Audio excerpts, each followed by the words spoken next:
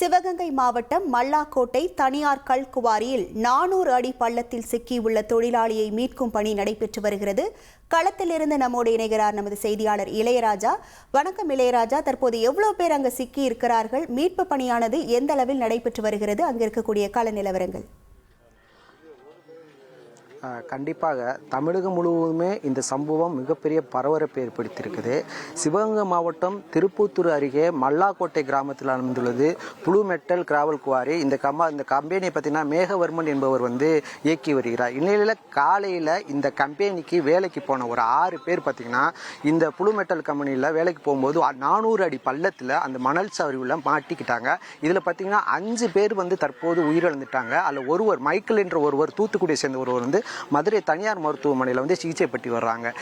இந்த blue metal company பார்த்தீங்கன்னா இந்த ப்ளூ மெட்டல் கம்பெனியில் இந்த பகுதியில் இருக்கிற பெரும்பாலான பகுதிகளுக்கு இங்கிருந்து தான் கற்கள், குவாரிகள், சாலைகள் அமைக்க எல்லாமே இங்கிருந்து தான் சிவகங்கை மாவட்டத்திலிருந்து வெளி மாவட்டங்களுக்கு அதிகமாக இங்கிருந்து ஏற்றுமதி செய்யப்படுகிறது.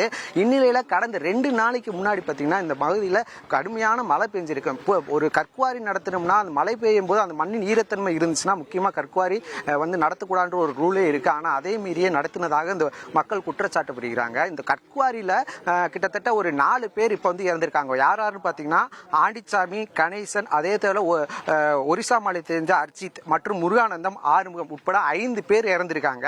இதுல மைக்கேல் என்ற ஒருவர் மட்டும் தற்போது தீவிர சிகிச்சை பிரிவில் இருக்காரு. அவருமே கிரிட்டிக்கலான ஸ்டேஜ்ல தான் இருக்குன்னு சொல்றாங்க.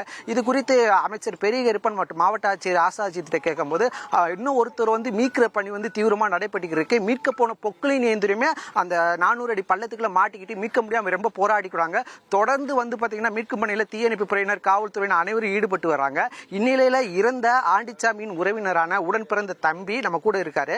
ஐயா வணக்கம். இந்த சம்பவம் உங்களை எப்படி பாய்ச்சிருக்கு? இந்த சம்பவம் எப்படி நடந்துச்சு? உங்க அண்ணனை கடைசியா நீங்க எப்ப பாத்தீங்க? கடைசியா நம்ம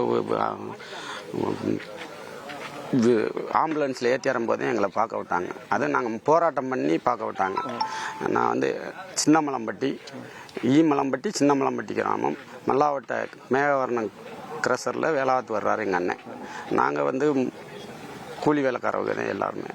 அவருக்கு 3 பிள்ளைய, ஒரு பையன் இறந்துட்டேன், ஒரு பையன் இருக்கேன், ஒரு பொண்ணு இருக்குது. ஒரு பையன் ஊனமிட்டு அடிபட்டு ஊனமிட்டு இருக்காருல. நானும் கரண்டில் அடிபட்டு ஊனமிட்டுருக்கேன். அவர் ஒரு ஆள் தான் சம்பாரிச்சாந்து எல்லாத்துக்கும் சாப்பாடு போடணும். எங்கள் அண்ணன், எங்கள் அம்மா ஒன்று இருக்குது, நான் ஒன்று இருக்கேன், என் பையன் ஒருத்தன், அண்ணன் பையன் ஒருத்தன், ஒரு பொண்ணு கட்டி கொடுத்துருக்கோம். அது எங்கள் அண்ணன் சம்சாரம். நாங்கள் 5-6 பேர் இருக்கோம். எத்தனை வருஷமா இங்கே வேலை? இங்கே ஒரு 10 வருஷமா வேலை பார்த்துருப்பாரு. அவருக்கு வயசு 50 வயசு. இப்போ இந்த கற்குவாரியில் இந்த மழை பெஞ்சதுக்கு அப்போ கற்குவாரி இயக்கிட்டுன்னு சொல்லுவாங்க. மழை பெஞ்சதுன்னா மண்ணெல்லாம் ஈரமாக இருக்குன்னு நீங்கள்லாம் குற்றச்சாட்டுறீங்க. இப்போ இந்த கற்குவாரியில் மொத்தம் ஒரு 5 பேர் இப்போ வரைக்கும் இறந்துருக்காங்க, ஒருத்தரை மீட்டுக்கிட்டு இருக்காங்க.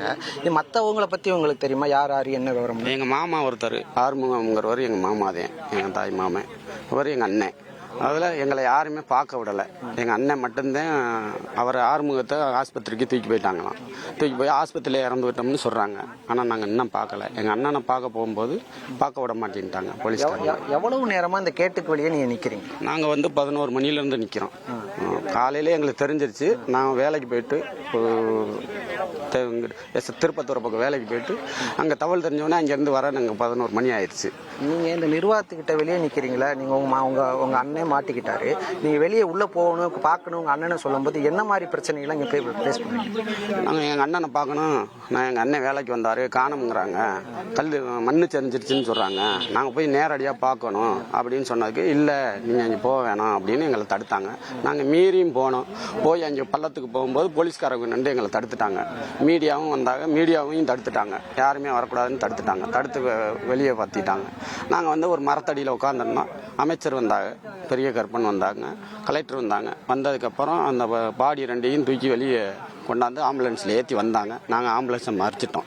எங்கள் உறவினராக என்னென்னு நாங்கள் பார்க்கணும், எங்கள் அண்ணனை காணோம், நாங்கள் பார்க்கணும்னு நாங்கள் மறிச்சதுக்கு அதுக்கு பார்க்க விட மாட்டேன்ட்டாங்க. அமைச்சர் வந்தாங்க, கலெக்டர் வந்தாங்க. நாங்கள் கோரிக்கை சொன்னோம், பார்க்க விட்டாங்க. பார்க்க விடும்போது எங்கள் அண்ணனுக்கு தலை இல்லை. இப்போ நீங்கள் அந்த இடத்துக்கு போனீங்க, அது எவ்வளோ ஆழமாக இருந்துச்சு, எவ்வளோ பள்ளமாக இருந்துச்சு, நீ பார்க்கறதுக்கு அது எந்த மாதிரி இருந்துச்சு? எங்களை பார்க்க விடலை.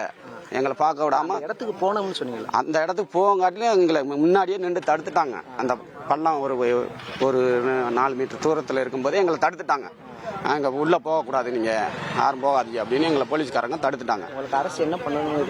எங்களுக்கு அரசு, எங்கள் அண்ணன் பையன் ஊனமுட்டவன், அவனுக்கு ஏதாச்சும் ஒரு நல்லது ஒரு வழியை காமிச்சு ஒரு வேலைகளை போட்டு கொடுத்தா கூட பரவாயில்ல. அவருக்கு ரொம்ப கஷ்டப்படுறோம் நாங்கள். எங்கள் குடும்பத்தை பார்த்தாலே தெரியும் எல்லாரும். ஒரு ஆள் உழைச்சிட்டு நாங்கள் 7 பேருக்கு சாப்பாடு அவர் ஒரு ஆளுதே கொடுத்தாரு. இப்போ ஐயா சொல்கிற மாதிரி பார்த்தீங்கன்னா இவருடைய உடன் பிறந்த அண்ணனு ஒரு ஆள் உழைச்சி தான் குடும்பத்தை காப்பாற்றணும்னு சொல்கிறாரு. ஊனமுற்றோர் இருக்காங்க. இதே மாதிரி மற்ற 4 பேர் ஒருத்தர் சிகிச்சை பெற்றுக்கிறாங்க. மொத்தம் 5 பேர் குடும்பமுமே எப்படி ஒரு கூலி வேலை பார்க்க வராங்கன்னா, ஒரு ஃபேக்டரிக்கு வராங்கன்னா குடும்பம் ரொம்ப பாதிக்கப்பட்ட நிலைமையில தான் இருக்கும்.